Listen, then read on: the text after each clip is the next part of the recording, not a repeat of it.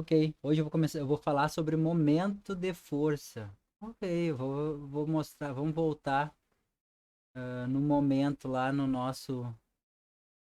ano passado, no primeiro ano, quando se estudou uma força em si, o que ela ocasiona no corpo. Vamos imaginar então aqui que tu tem um corpo, imaginar, por exemplo, um corpo qualquer cilíndrico, e tu tem a primeira situação aqui, isso aqui é uma superfície sem atrito.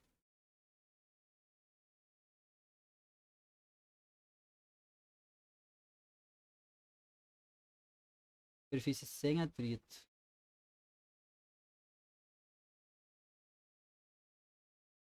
E quando tu aplica uma força num corpo, uma força que ela é aplicada num corpo, aplica uma força, a gente já sabe que essa força aqui, nós aprendemos lá no primeiro ano, que essa força aqui, ela vai imprimir uma aceleração nesse corpo, né? Essa força aqui, ela vai imprimir uma aceleração. Inclusive é a segunda lei de Newton, né?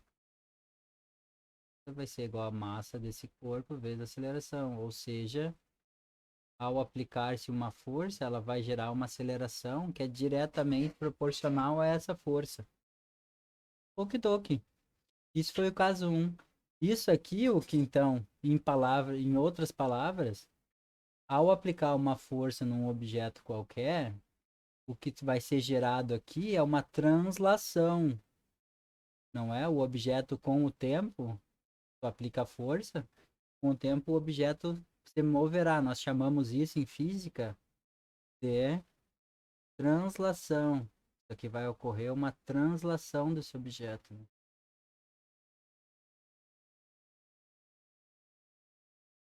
Mas é só isso que acontece? Vamos pensar um pouquinho aqui. Vamos até botar aqui.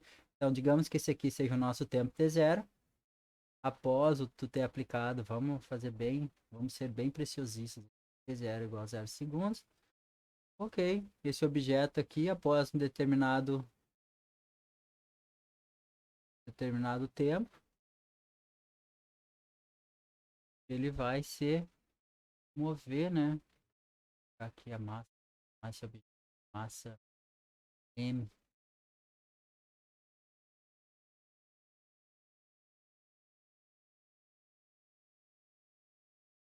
E digamos, eu ter um.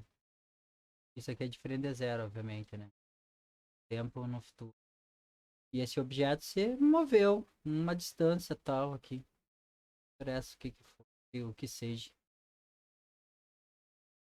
O objeto vai se mover. Já vamos entrar em. Ei, mas é só isso que pode acontecer com um objeto? Um objeto apenas é transladado quando tu tem a aplicação de uma força? Não, né? Essa aí é a pergunta retórica, né? Obviamente, é eu que responderei, né? Vai escrever.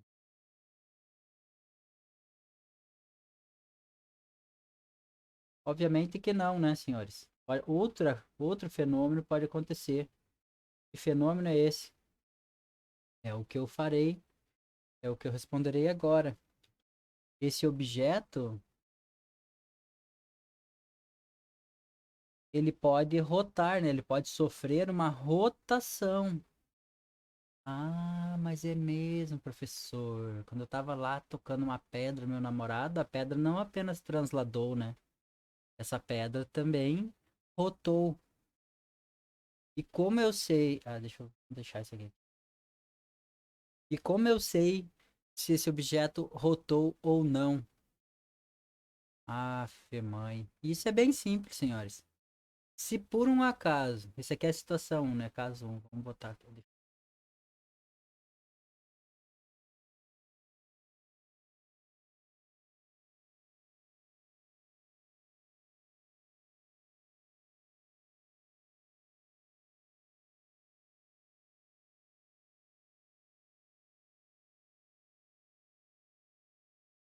Se por um acaso, isso aqui é o nosso caso 1, Vamos botar uma cor bem chamativa. Nosso primeiro caso.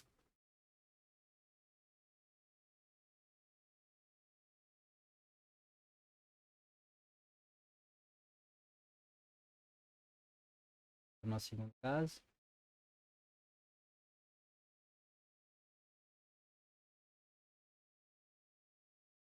Se por um acaso essa força aqui, ó, ela não for aplicada diretamente na linha do centro geométrico, o centro de massa desse teu objeto, vai ocasionar uma rotação e uma translação. Tu vai ter um movimento combinado nesse caso. O que é que eu quero dizer com isso? Né? O que é que eu estou querendo dizer com isso?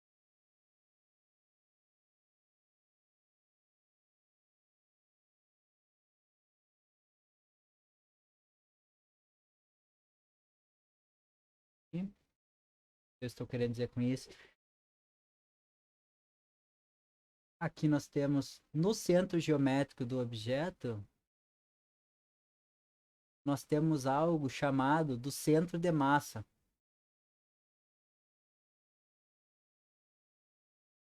Vou colocar até em vermelho. Esse é um conceito importante para nós.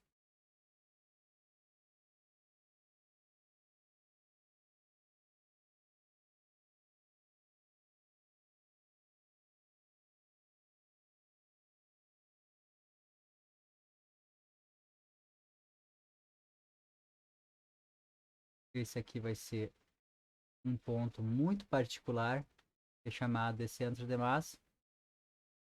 Já vou definir para vocês o que é centro de massa.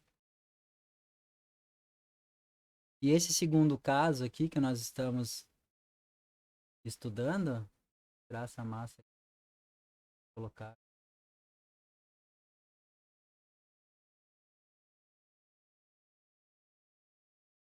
Ah, não vou colocar, deixa assim. Agora nós temos uma distância aqui, ó. Essa força, ela não está sendo aplicada diretamente na mesma linha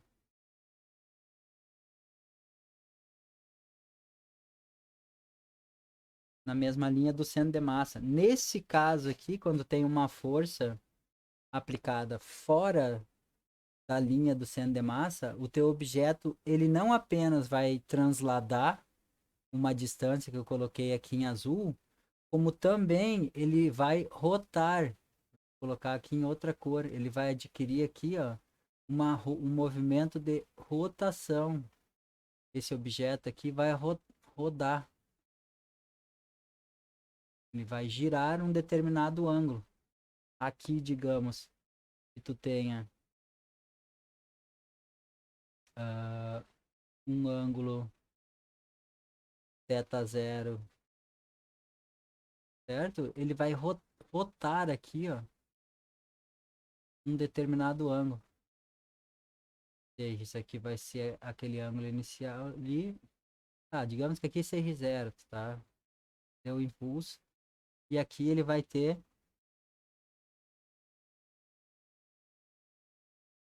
um ângulo aqui.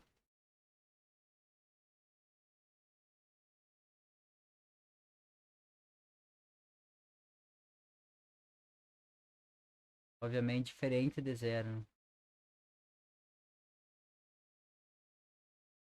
Vai rotar. O objeto aqui vai rotar, né? Vai ter rotado por efeito de...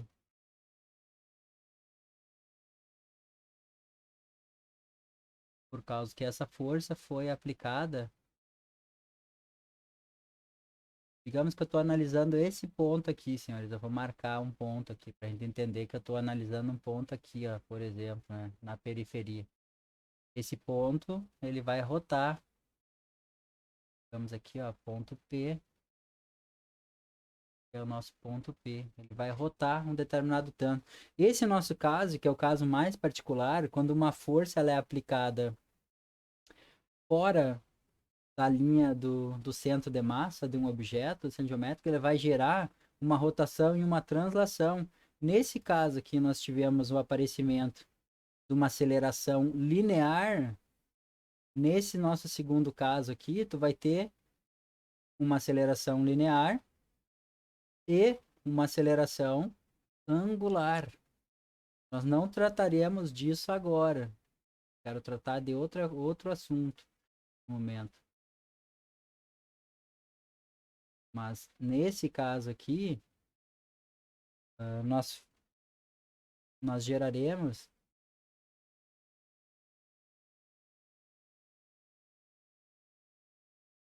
uma aceleração angular. Eu acho que para segundo grau é. Tá, mas o importante é isso, que vai ocasionar uma rotação e uma translação. Então nós temos outra grandeza aqui muito importante, que nós já falamos muito bem da força, né? Mas nós vamos ter uma outra grandeza física atuando aqui, é quando essa força ela atua fora da linha de ação do centro de massa. Essa grandeza física, nós chamamos ela de momento de uma força. Apesar de eu não gostar muito dessa. Também pode ser à vontade do cliente, né? Mas nós chamamos de momento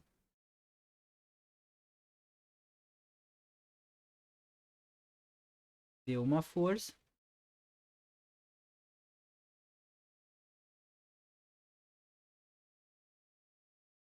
ou torque. Que basicamente está nos expressando a tendência que um corpo tem de rotar, né, de girar sobre a ação de uma força. Exatamente isso que vai acontecer. Isso acontece, como vocês viram aqui, ó, quando tu aplica a força fora da linha de centro de massa. Então nós precisamos entender agora, senhores, o que que é esse centro de massa, né? Aqui, voltando à nossa definição aqui do momento de uma força ou torque, nós temos duas maneiras de definir isso aqui em física, né? Nós denotamos o momento de uma força pela letra M maiúscula ou pela letra grega tau, de torque, ok? Qualquer um dos dois. A unidade aqui no sistema internacional, senhores, eu não vou estragar, eu já vou falar para vocês o que é daqui a pouco, mas eu vou, antes de nós aumentarmos um pouco mais, de nós expandirmos o conhecimento a respeito do momento de uma força, eu quero falar do centro de massa. Eu quero centro de massa e o centro de gravidade de um objeto. Bom, o que é o centro de massa, né?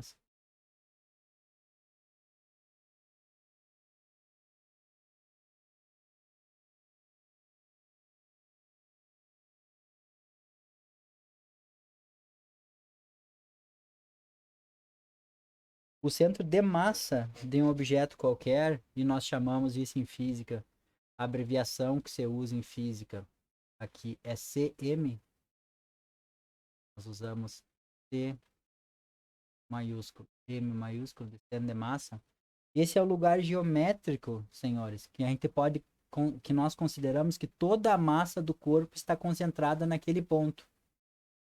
Se o corpo é homogêneo e ele tem algum tipo de simetria, simetrias essas que nós aprendemos lá no primeiro grau, né? O que é um corpo que tem simetria? Um corpo que tem simetria se tu considerar um eixo dele qualquer. Olha só, por exemplo, nesse aqui, ó, se tu considerar esse eixo e considerar apenas uma das metades desse corpo, ao rodá-lo, ao realizar uma rotação em relação a esse eixo, um momento aqui que meu computador deu pane, iniciou, oh, maravilha. Segundo.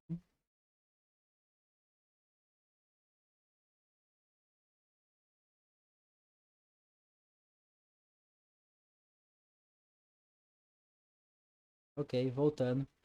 Ao rodarmos, ao girarmos essa metade ao redor desse eixo, vai, mas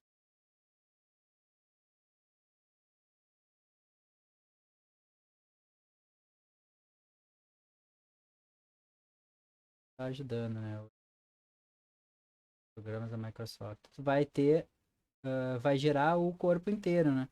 Qualquer um desses que vocês verem aqui, se nós girarmos esse aqui assim, se girarmos ele assim, assim, assim, assim ou assim, tu vai obter a figura inteira, né? Você obterá toda a figura.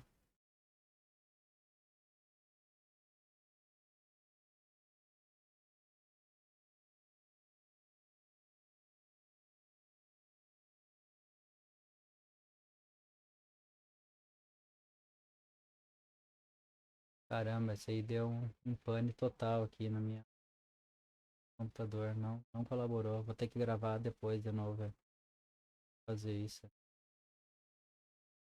Eu acho que ele cortou vocês de novo, né?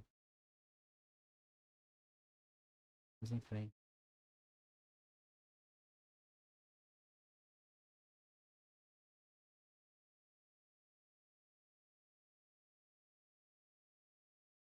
Portanto, aqui eu coloquei essas figuras aqui, ó, no nosso, para exemplificar. Nesse nosso caso aqui, ó, nesse círculo, onde está o centro de massa do círculo, ele é no ponto, ele coincide com o seu centro, né? Então, o centro de massa do círculo, exatamente ali, coincide com o seu centro geométrico. E nessa coroa circular, obviamente, nessa coroa circular também, centro de massa aqui coincide com o seu centro geométrico. Nesse quadrado, obviamente, se for homogêneo, o centro de massa corresponde com o centro geométrico. E nesse triângulo, aqui estamos, ele também corresponde com o centro geométrico do triângulo. Então, o centro de massa, senhores, não podemos esquecer. Se nós tivermos um corpo que tem simetria, se existe simetria,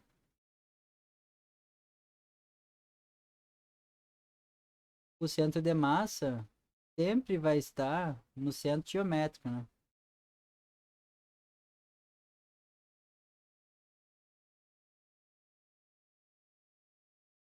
Corresponde ao centro geométrico.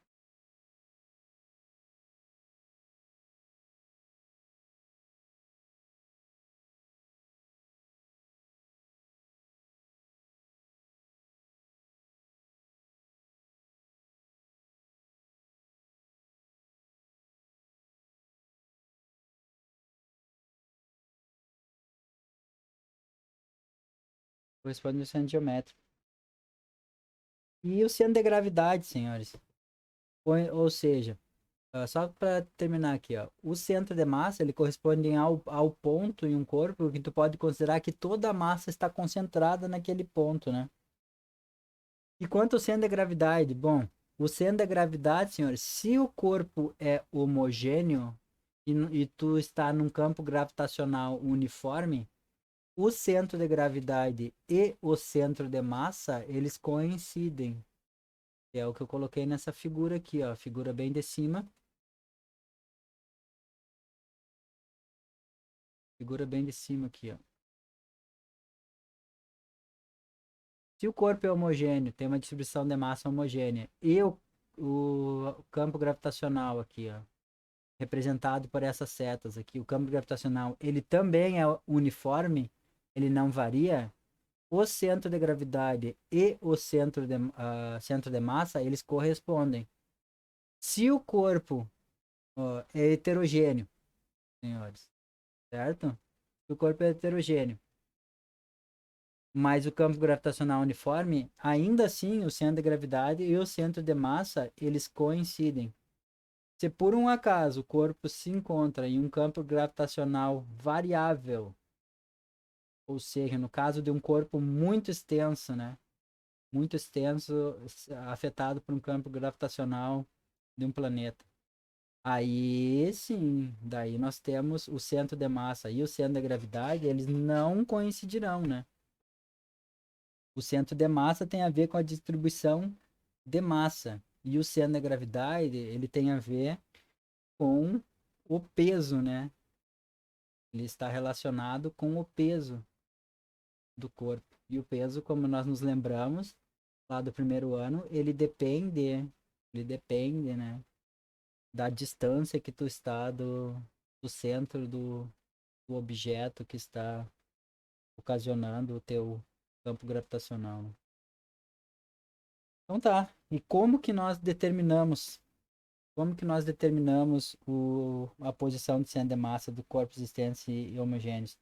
Senhores, bem simples, né? Aqui nós temos o exemplo, ó. Se o corpo é extenso e ele é homogêneo e tem qualquer tipo de simetria, nada mais é do que o centro geométrico. Tu pega aí e traça retas que dividam esse corpo em partes iguais. E na intersecção, por exemplo, aqui, ó, vamos fazer aqui, ó, só para vocês verem. Já está traçado no desenho, mas eu farei de novo. Nesse aqui, ó, uma linha que divide esse quadrado em partes iguais, por exemplo, essa diagonal aqui. A outra diagonal também, se nós traçarmos aqui, ó. Corta aqui a minha diagonal.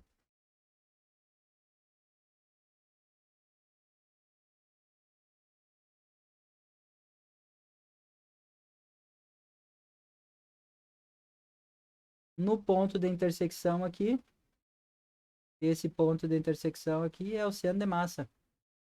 E assim é para qualquer ponto extenso, né? Se tem simetria, é simples, né? Se é um corpo extenso com simetria. E como que nós calculamos se por um acaso nós tivermos dois corpos ou mais, né? Como é feito o cálculo?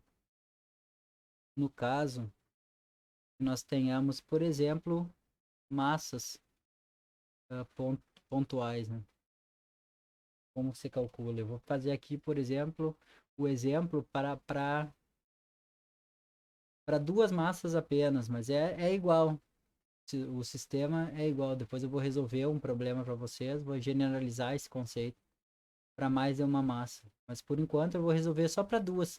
Por exemplo, tu tem duas massas quaisquer aqui em linha entre elas. Ou seja, isso aqui é bem simples. Como que nós calculamos a posição do centro de massa de duas massas dessa maneira? Vamos colocar aqui, vamos considerar dois corpos qualquer, um corpo M1 e outro corpo M2, e eles estão, a gente coloca um sistema de referência aí que coincida a linha entre os dois centros de massa dessas duas massas, e vamos considerar uma das massas na posição zero. O centro de massa, ele é sempre uma média ponderada entre a posição dos centros de massas individuais. O centro de massa desse sistema aqui, ó, vai ser uma média ponderada. No caso aqui, como nós só temos uma dimensão, só na direção X, ele vai ser uma média ponderada da posição de cada um dos centros de massas desses corpos individuais aqui, ó.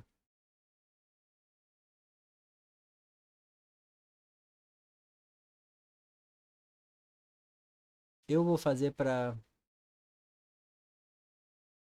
um pouco mais complexo que isso, eu vou resolver um problema para vocês, mas como vocês podem ver, esse é bem simples, é assim que nós calculamos um centro de massa. Ok, calculamos o centro de massa, mas então tá, professor. Então só o que está nos faltando agora é descobrir então como que nós calculamos o momento de uma força, né? Tudo que nos falta agora é definir o que que é o momento de uma força. E o momento de uma força, olha lá, senhores. O momento de uma força, ele é relacionado com a força em si e com a distância que essa força é aplicada em relação ao centro de massa. Por isso que eu perdi um tempo aqui precioso, mas significante, muito relevante para esse problema, definindo o que é o centro de massa. Porque é exatamente isso que nós queremos saber, né? Em geral, o corpo ele vai girar em relação ao seu centro de massa. E, portanto, nós definimos um momento de uma força qualquer como sendo Na verdade, ele é definido assim, senhores. Ó, ele é definido como o produto vetorial da força pela, pela posição que essa força está em relação ao eixo de rotação. Mas aqui, para o segundo grau, nós vamos definir de uma maneira bem mais fácil, bem mais simples. Vou fazer um desenho aqui para vocês. Nós definimos isso como sendo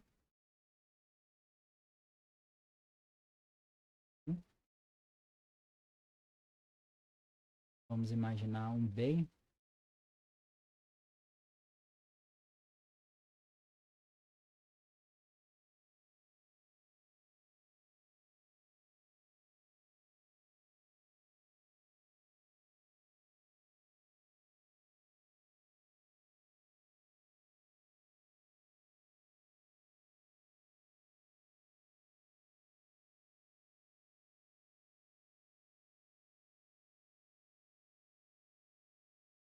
O momento ele é definido apenas como produto da força,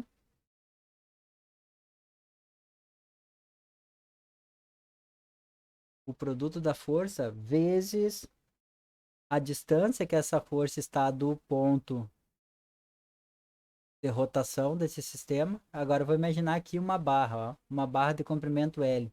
E tu tem uma força aqui que ela está aplicada com um ângulo alfa.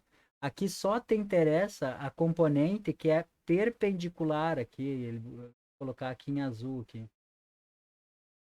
Eu vou colocar essa componente aqui perpendicular em azul.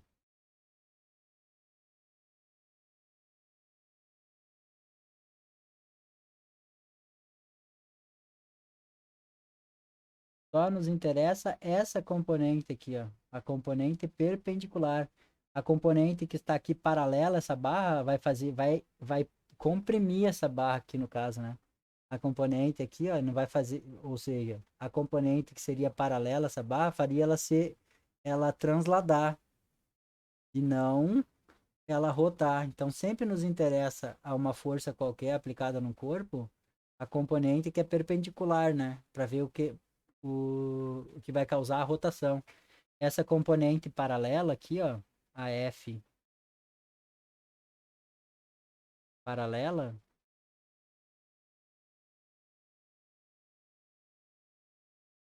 essa aqui causa translação, né? Corpo.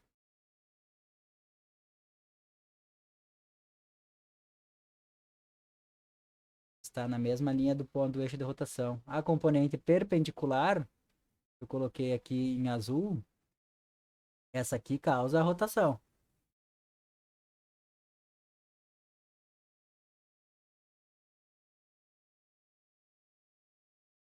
Então, sempre, para esse caso específico que nós colocamos aqui, ó, tudo que tu precisa fazer para calcular o momento é pegar a força,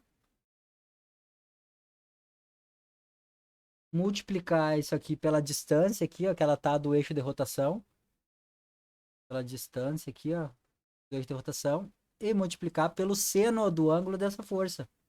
O seno que com ela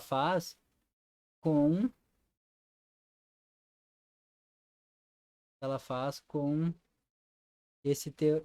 com essa distância aqui, ó. Isso aqui também é chamado às vezes de braço de alavanca. Vocês vão ver muita gente chamando essa distância aqui ao eixo de rotação, isso aqui sendo chamado de braço de alavanca.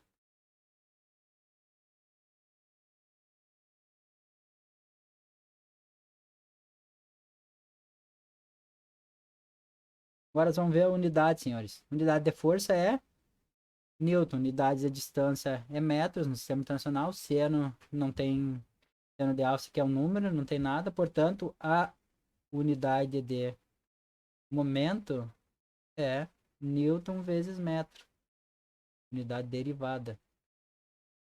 Por enquanto é isso, agora eu vou resolver uns problemas para vocês entenderem, fixarem os conceitos.